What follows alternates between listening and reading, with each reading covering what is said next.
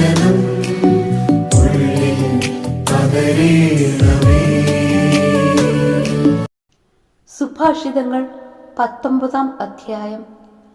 സത്യസന്ധനായ ദരിദ്രൻ ദുർഭാഷണം ചെയ്യുന്ന ഭോഷനേക്കാൾ ശ്രേഷ്ഠനാണ്.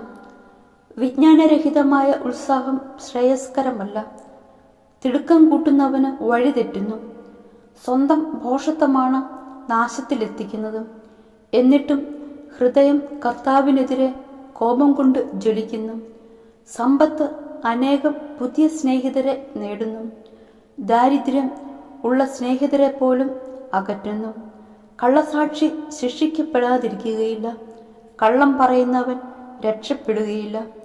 ഉദാരമനസ്കന്റെ പ്രീതി നേടാൻ പലരും ശ്രമിക്കുന്നു. സമ്മാനങ്ങൾ കൊടുക്കുന്നവന് എല്ലാവരും സ്നേഹിതരാണ്. സഹോദരർ പോലും ദരിദ്രനെ വെറുക്കുന്നു. പിന്നെ സ്നേഹിതർ അവനിൽ നിന്ന് അകന്നു മാറാതിരിക്കുമോ?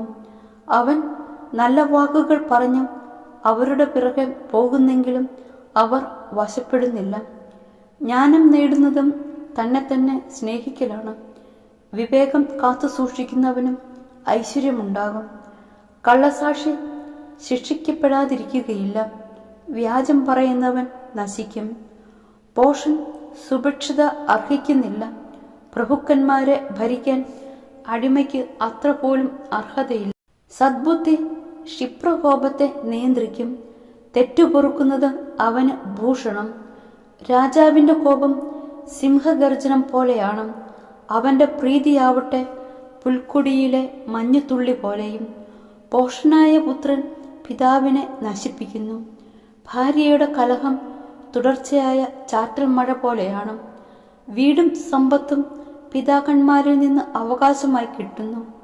വിവേകമതിയായ ഭാര്യയാവട്ടെ കർത്താവിന്റെ ദാനമാണ്. അലസത ഒരുവനെ ഗാഢനിദ്രയിലാഴ്ത്തുന്നു. മടിയന് പട്ടിണി കിടക്കേണ്ടി വരും.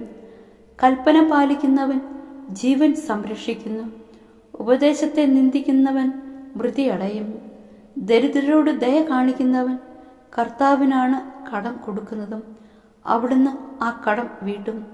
നന്നാകുമെന്ന് പ്രതീക്ഷയുള്ളപ്പോൾ നിന്റെ മകനെ ശിക്ഷിക്കുക. അവൻ നശിച്ചു പോയിക്കൊള്ളട്ടെ എന്ന് കരുതരുത്. കഠിനമായി കോപിക്കുന്നവൻ പിഴ ഒടുക്കേണ്ടി വരും. കോപശീലനെ രക്ഷിക്കാൻ നോക്കിയാൽ അത് ആവർത്തിക്കേണ്ടി വരും. ഉപദേശം കേൾക്കുകയും പ്രബോധനം അംഗീകരിക്കുകയും ചെയ്യുക. നീ ജ്ഞാനിയാകും. മനുഷ്യൻ പലതും ആലോചിച്ചു വയ്ക്കുന്നു. നടപ്പിൽ വരുന്നത് കർത്താവിൻ്റെ തീരുമാനമാണ്. ആരിലും നാം പ്രതീക്ഷിക്കുന്നത് സത്യസന്ധതയാണ്. ദരിദ്രൻ നുണയനേക്കാൾ ഉത്തമനാണ്. ദൈവഭക്തി ജീവനിലേക്ക് നയിക്കുന്നു. ഭക്തൻ ഉപദ്രവം നേരിടാതെ സംതൃപ്തനായി കഴിയുന്നു. അലസൻ കൈ പാത്രത്തിൽ അമിഴ്ത്തി വയ്ക്കുന്നു. അത് വായിലേക്ക് കൊണ്ടുചെല്ലാൻ അവന് പ്രയാസമാണ്. പരിഹാസകൻ പ്രഹരം ഏൽക്കുന്നത് കണ്ട് അല്പബുദ്ധികൾ വിവേകം പഠിക്കും. ബുദ്ധിയുള്ളവൻ ശാസനം കൊണ്ട് തന്നെ വിജ്ഞാനം നേടും. പിതാവിനോട് അതിക്രമം കാട്ടുകയും അമ്മയെ ആട്ടിയോടിക്കുകയും ചെയ്യുന്ന മകൻ അപമാനവും അധിക്ഷേപവും വരുത്തിവെക്കുന്നു. മകനെ വിജ്ഞാനത്തിൻ്റെ വചനത്തിൽ നിന്നും വ്യതിചലിക്കണമെന്നുണ്ടെങ്കിൽ മാത്രമേ പ്രബോധനം ചെവിക്കൊള്ളാതിരിക്കാവൂ. വിലകെട്ട സാക്ഷി നീതിയെ നിന്ദിക്കുന്നു. ദുഷ്ടന്റെ വായ് അന്യായത്തെ വിഴുങ്ങുന്നു. പരിഹാസകർക്ക് ശിക്ഷാവിധിയും ഭോഷന്മാരുടെ മുതുകിന് പ്രഹരവും സജ്ജമാക്കിയിരിക്കുന്നു.